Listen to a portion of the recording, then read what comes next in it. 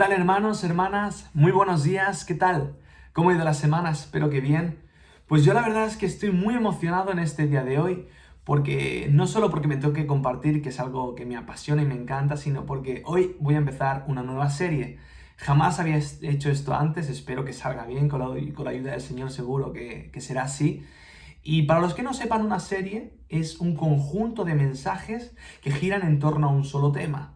Y en esta ocasión he sentido de compartir un tema que yo creo que puede apasionarnos y que puede interesarnos a todos como iglesia, y es la revolución de Jesús. Así que los siguientes mensajes que comparta cuando me toque van a estar enfocados en este tema.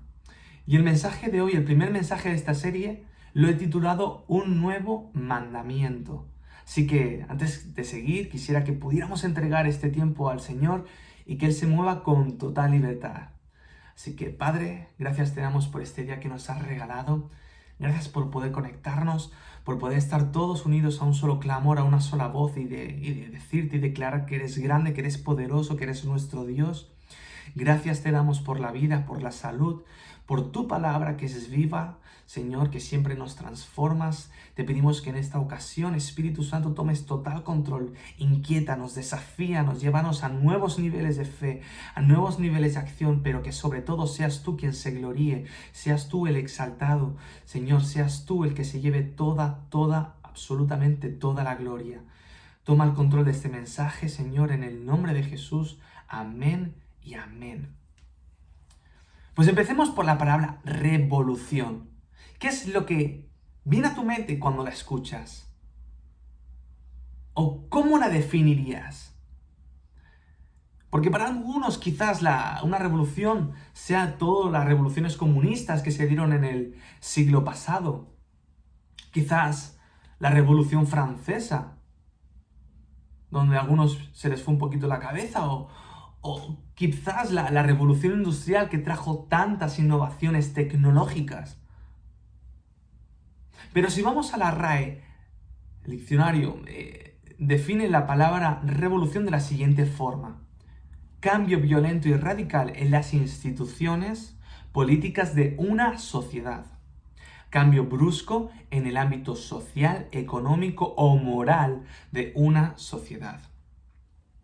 Pues esa palabra empezó a tomar peso y protagonismo en mi vida cuando tenía unos 16, 17 años. Hasta el momento, si te soy sincero, esto había pasado totalmente desapercibido. Conocía obviamente la definición, pero no tomaba conciencia de lo que significaba. Y no sé si muchos de vosotros lo sabréis, pero yo desde mis 13 años quedé fascinado por el rap. A mí me encantaba todo el mundillo del hip hop, me encantaba todo lo que eso engloba, ¿no? Y recuerdo que desde los 13 años escribía mis canciones, mis letras, en la parte de atrás de mis libretas del colegio, pues también escribía mis versos, y luego en mi casa, de una forma muy, muy casera, grababa mis canciones. Luego, cuando habían eventos, conciertos, también eventos en el colegio, pues siempre aprovechaba para cantar, para dar un concierto. No me perdía ninguna oportunidad en la que pudiera compartir pues lo que yo llamaba mi música, ¿no? Y el contenido de mis canciones solía ser pues de amor, pues, de chulería un poquillo, porque el rap en parte es esto. Pero cuando tenía 16, 17 años, algo cambió en el contenido de mis canciones, y es que fue la época de la crisis. Empezaron a haber pues muchos desahucios, mucho desempleo. Yo veía como los padres de mis amigos, como sus madres perdían los trabajos de toda la vida. Veían las dificultades que tenían para llegar a final de mes. Veía la tensión en mi casa de cómo mi padre sufría porque cada 2 por 3 la amenazaban con que lo iban a echar. Veía a mi madre que ella iba de sustitución en sustitución en sustitución y nunca la hacían fija. Y para colmo, semana tras semana salía un nuevo escándalo de corrupción de uno u otro partido. En clase eso se comentaba. Y encima, el bachillerato de letras, el que yo hacía, el humanístico, empezamos a leer y salieron asignaturas de literatura. Empezamos a leer pues Orwell, por ejemplo, que habla mucho de estos temas. como 1984, empezamos a leer Un Mundo Feliz, empezamos a leer Desobediencia Civil y hasta llegaron a mis manos los escritos del pastor Martin Luther King, que hablaba de hacer una revolución no violenta basada en las enseñanzas de Jesús. O sea que en este contexto, la revolución empezó a ser, mejor dicho, importante en mi vida. Recuerdo que incluso en una ocasión fui a un CAP que habían ocupado unos ancianos aquí en Melviche para que no lo cerraran, y yo fui con ellos y grabé un videoclip de una canción que había grabado ahí, ahí como apoyándolos, ¿no? Unos ancianos. Impresionante. Pero si vamos a lo largo de la historia, sí que es verdad que han habido muchas revoluciones. Y sí que es verdad que se han conseguido muchas mejoras, se han adquirido muchos derechos, se ha conseguido una mayor igualdad, una mayor justicia social, pero todas estas revoluciones no han conseguido acabar con la opresión, no han conseguido acabar con la maldad, no han conseguido acabar con el abuso de los poderosos contra el pueblo. Si somos sinceros, han habido mejoras, pero seguimos prácticamente con los mismos problemas de siempre. Y han habido revoluciones que decían que no, que el problema está en los poderosos, en las estructuras de poder. Otros decían, no, el problema está en la educación. Otros decían, no, el problema está en la ética, en la moral. Pero ni una ni otra revolución han conseguido ir a la raíz del problema. Porque la raíz del problema en este mundo es el pecado. La única revolución que marcó un antes y un después no fue ni la de Marx, no fue ni la de Lenin, no fue ni la francesa. La única revolución que marcó un antes y un después fue la revolución de Jesús. ¿Y en qué consistía esta revolución? Pues quisiera que me acompañaras a Juan capítulo 13, versículos del 34 al 35. Y leemos la palabra en el nombre del Padre, del Hijo y del Espíritu Santo. Y dice la palabra, un nuevo mandamiento os doy, o un mandamiento nuevo os doy, que os améis unos a otros, como yo os he amado, que también os améis unos a otros. En esto conocerán que todos que sois mis discípulos, si tuvieseis amor los unos con los otros. La revolución de Jesús se basaba en el amor.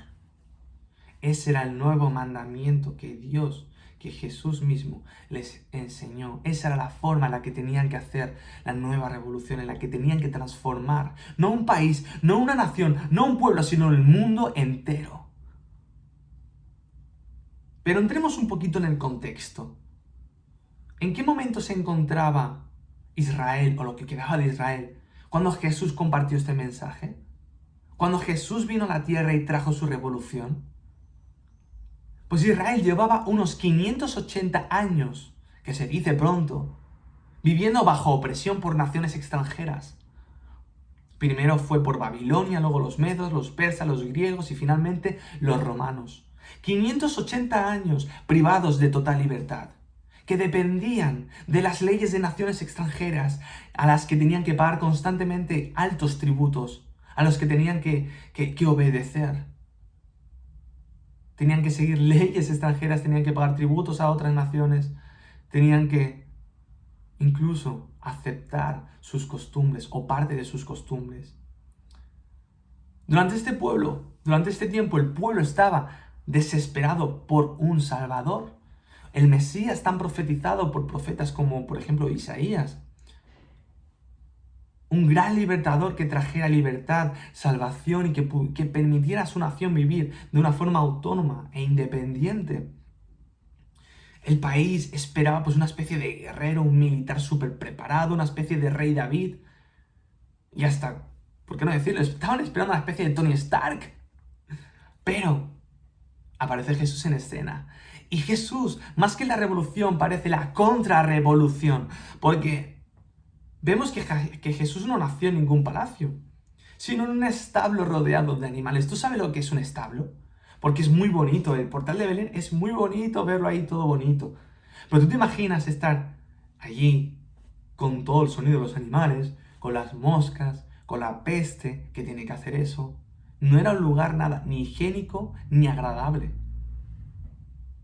Pero allí fue donde nació Jesús. Jesús no nació ni creció en ningún palacio, sino en el taller de su padre, que era carpintero.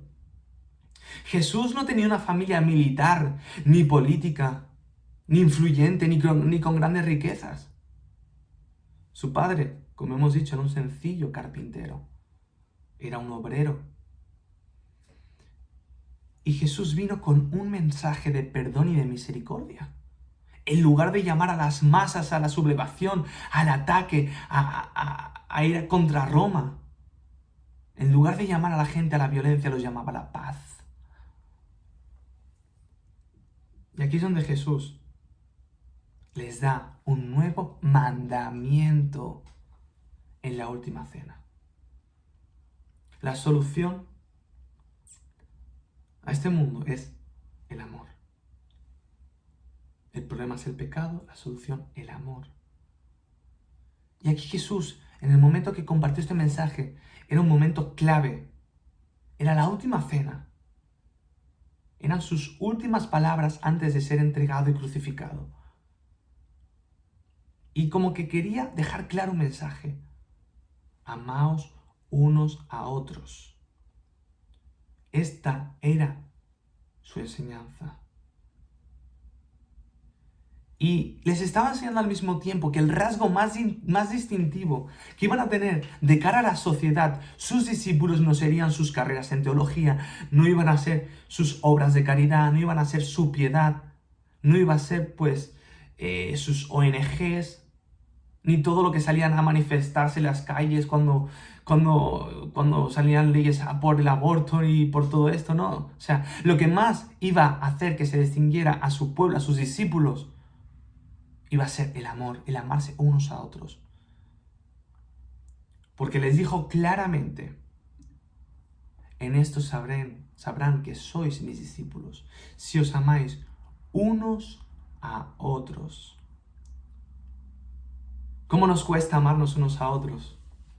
Y a veces entre cristianos. Es curioso que cuando tú vas a un vídeo de internet, a una prédica, o a un videoclip, o cualquier reflexión que haya, por ejemplo, en YouTube, o en cualquier blog en internet, casi todos los mensajes negativos que puedan haber, no hablo ya de vídeos heréticos como de la prosperidad, pero un vídeo normal, casi todos los mensajes negativos, yo diría que el 90% son de gente que se hace llamar cristiana. Cuando tendría que ser lo contrario, cuando en un vídeo así de contenido cristiano, pues uno se imaginaría que la mayoría de las personas que fueran a atacar y a comentar mal el vídeo, pues serían gente atea o gente que no conoce a Dios. Pero no. La gran mayoría de gente que comenta es cristiano, se hace llamar cristiana. Qué triste, qué triste. Y así queremos dar testimonio al mundo. No, pero es que tú crees esto, tú crees lo otro. Claro que hay que tener una base doctrinal, claro que hay que combatir las herejías, pero combatimos herejías, no personas. Y qué triste cuando se ven predicadores desde el púlpito gritando, enfadados, acusando deliberadamente a otras personas, acusando deliberadamente a otros ministerios. ¿Sabes qué hace eso? Dejarnos en ridículo, debilitar nuestro mensaje. Esta semana escuché una frase que impactó mi corazón y decía, el cristiano debería ser inclusivo en su corazón, pero exclusivo en su devoción. Amamos a todos, pero el corazón, pero nuestra devoción va solamente a Jesús, va solamente a su palabra.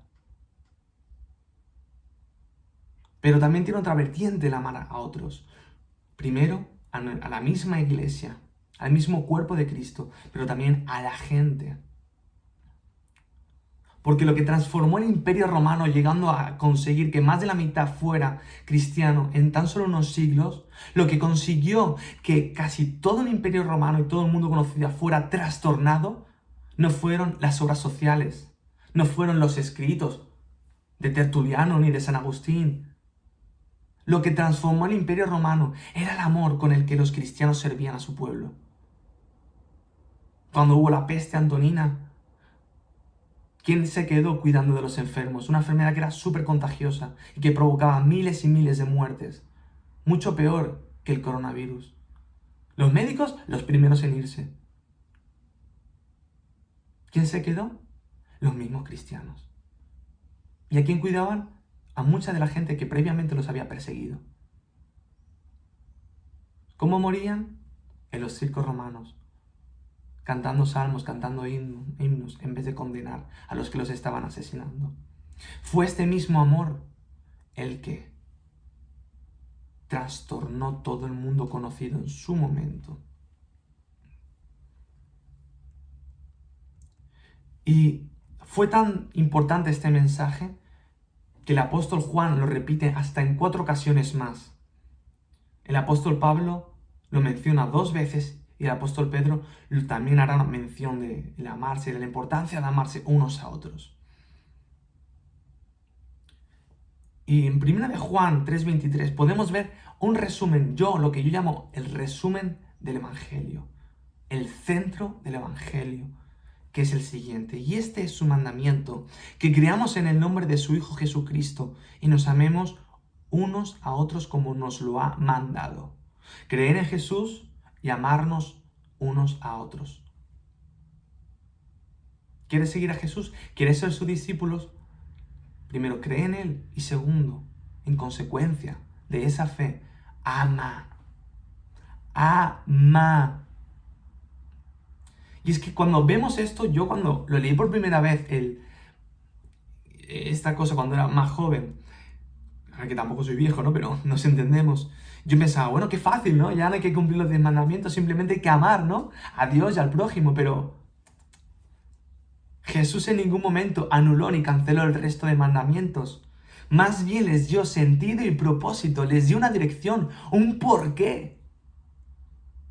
La ley del amor siempre estuvo presente en la mente de Dios, siempre estuvo presente en la Biblia.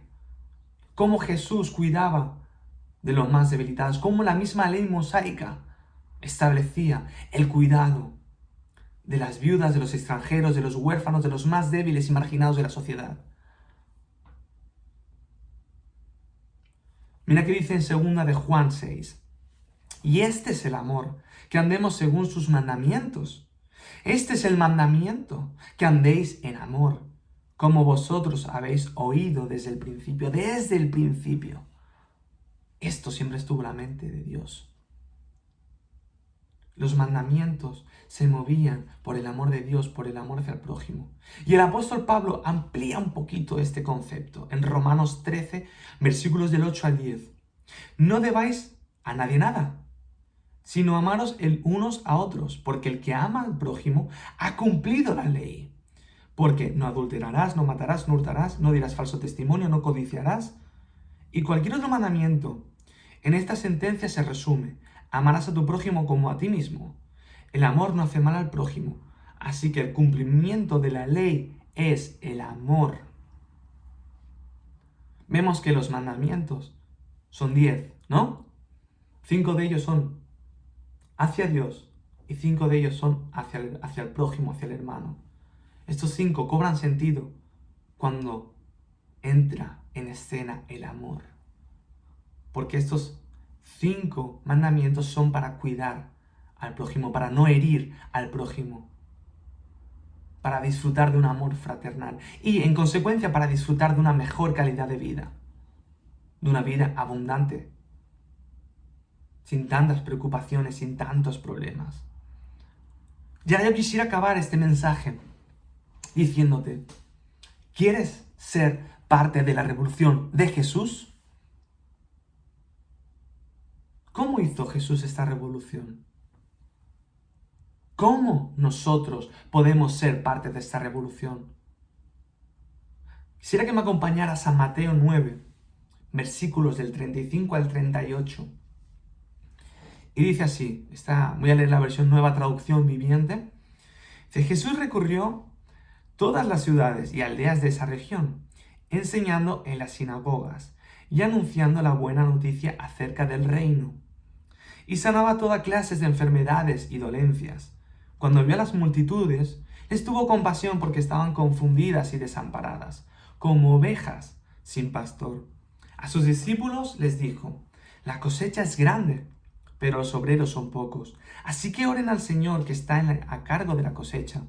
Pídanle que envíe más obreros a sus campos. ¿Qué hacía Jesús? Recorría ciudades y aldeas.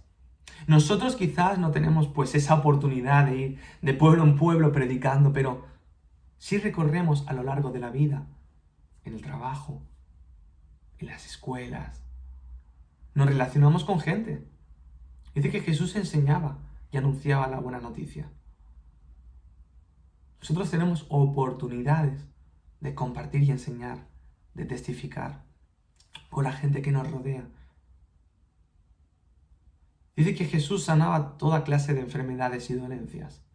Quizás nosotros no tengamos ese don y esa gracia de ir sanando a los enfermos o a la gente que vemos que está pues pasando por problemas, pero sí que hay enfermedades derivadas del pecado, como la depresión, angustia. Quizás hablemos con algún compañero del trabajo y necesite oído a alguien que le escuche, a alguien que le dé pues un mensaje de esperanza. Podemos ayudar a sanar esa depresión, esa ansiedad, ese miedo, escuchándole, dedicándole un tiempo, hablándole de Dios. Dice que Jesús tuvo compasión. Nos tiene que doler que haya gente que no conozca a Jesús. Nos tiene que doler ver gente que pone su esperanza en cosas efímeras. Nos tiene que doler ver a las personas desesperanzadas que viven por vivir, que no tienen dirección. Y por último, Jesús les invitó a que oraran al Señor para que mandara obreros. Sí, que Jesús nos está enseñando a ser obreros, pero a la vez nos está invitando a que oremos por más obreros. Porque la cosecha es mucha, mucha, pero los obreros son pocos. Solo hay que ver la proporción entre cristianos y la población entera. No llegamos ni al 10%. Y de ese 10%, no todo el mundo está realmente comprometido con el mensaje de Jesús. ¿Y sabes qué pasa con la mies? ¿Sabes qué pasa con las cosechas? Si nadie las atiende, que se pudren y se mueren. Se pudren y se mueren. No perdamos más el tiempo. Seamos parte de esa revolución. La revolución del amor que enseñó Jesús. Quisiera acabar orando, invitándote pues que puedas cerrar tus ojos y si este mensaje pues te ha llegado, puedas compartirlo con alguien. Y quién sabe, igual sientes ahora mismo de escribirle a alguna persona, a alguien que sepas que lo está pasando mal, y puedas ayudarle pues a sanar alguna enfermedad, alguna dolencia como hemos hablado. Puedas ayudar a traer un mensaje de esperanza, de reconciliación. Así que, Padre, gracias por la vida que nos has dado, gracias por este mensaje que nos has dado, gracias por contar con nosotros, aun siendo siervos inútiles, aun siendo a veces tan defectuosos, Padre, como somos. Pero aún así tú nos amas, aún así tú estás pendiente de nuestras necesidades, aún así tú nos has escogido para ser parte de tu revolución, aún así tú nos has llamado hijos. Gracias, Padre, porque aunque seamos débiles, tú eres nuestra fortaleza. Gracias, Padre, porque cuentas con nosotros para esta gran cosecha. Haz que seamos conscientes, haz que seamos plenamente conscientes de la necesidad que hay de predicar tu evangelio, de traer esperanza, de traer luz. Señor, Inquiétanos, desafíanos, sobre todo danos oportunidades de poder compartir tu palabra, de poder compartir tu evangelio, y ayúdanos a tener la sabiduría para saber reconocer estas oportunidades, actuar a tiempo, y sobre todo que tu Espíritu Santo hable a través de nosotros. Ayúdanos a ser herramientas en tus manos, ayúdanos a ser tus manos, tus pies, tu boca, tu lengua, para que podamos hacer, decir y abrazar como tú quieres que hagamos, y a quien tú quieres que hagamos. Gracias, Padre, porque eres un Dios bueno, un Dios compasivo, un Dios que vio cómo la humanidad estaba destinada al fracaso, al infierno, y no se quedó de brazos cruzados, sino que envió lo más bello, lo más precioso, lo más perfecto que había allí en el cielo. Enviaste a tu Hijo Jesús por nuestra salvación, cuando no lo merecíamos, ni siquiera lo merecemos, y nos salvó por gracia. Gracias, Padre, gracias y mil veces gracias. Llénanos de ti, llénanos de tu presencia, apasionanos por tu mensaje, que tengamos un corazón comprometido con esta misión, con esta revolución. Gracias, Jesús, en el nombre de Jesús, amén y amén.